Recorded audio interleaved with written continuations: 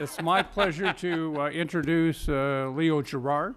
Mr. Gerard is International President of the United Steelworkers, and I would simply say that I appreciate the fact that he has dedicated his entire life to making sure that the dignity of work for every human being in North America, as well as around the globe, has been recognized. Leo, you can proceed. Thank you very much. I won't mess up your name. I'll just call you Pete. That's good. That's wise. I'm, as Vice Chair Visklowski said, I'm the International President of the Steelworkers Union.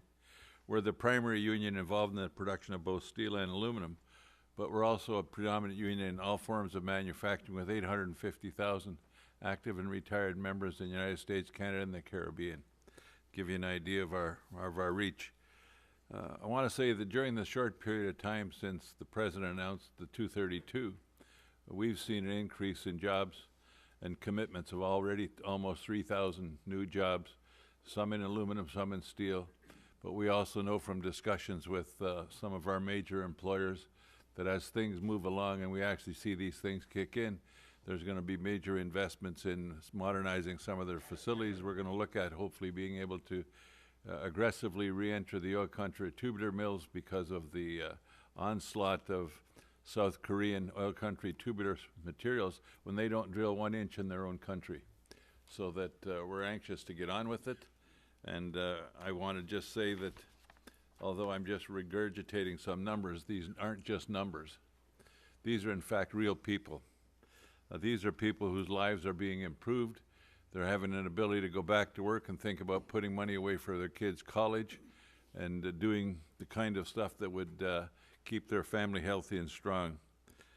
I want to make a point that really has to be addressed not just by the 232, but by the Steel Caucus overall. We have a huge global oversupply in steel. And it's not just China. And in fact, as I see it, most developing countries want to have a steel industry, and they want to have a steel industry that is over capacity so they can dump into other markets.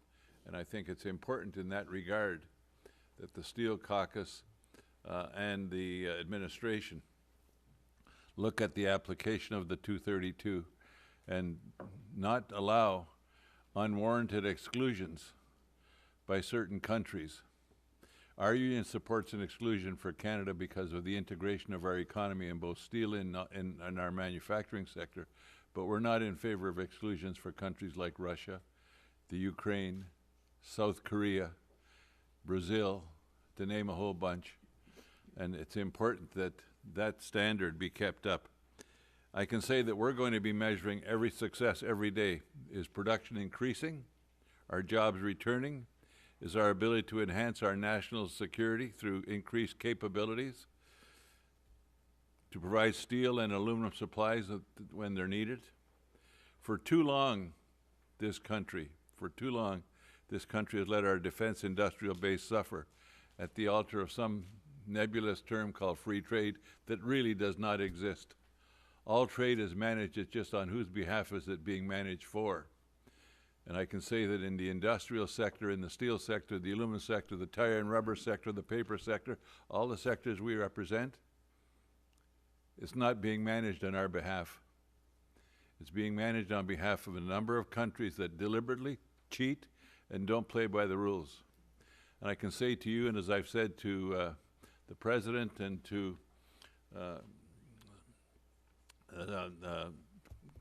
Wilbur Ross, mind blank there, Wilbur Ross, that our union is not looking for special treatment. What we're looking for is a level playing field. In any country or any industry that wants to oppose getting a level playing field is announcing that they intend to cheat. Period. And if they intend to cheat, why should we let them in our market? So as you make your comments through the administration on the 232 in its application, I would want you to keep those two things in mind. That we represent workers who not only make the steel, they mine the ore, they mine the coal, they make the material, they ship it, and they ship it to some of our plants where our members work making a product. And our approach is very simple. If you need to cheat to be in business, you shouldn't be in business. And we're not afraid to take that on. Right now, we're going to have to deal with one of our local unions whose employer wants to import Russian slabs. Well, you can get slabs in America. We'll get Granite City in full blast, and you can get slabs there.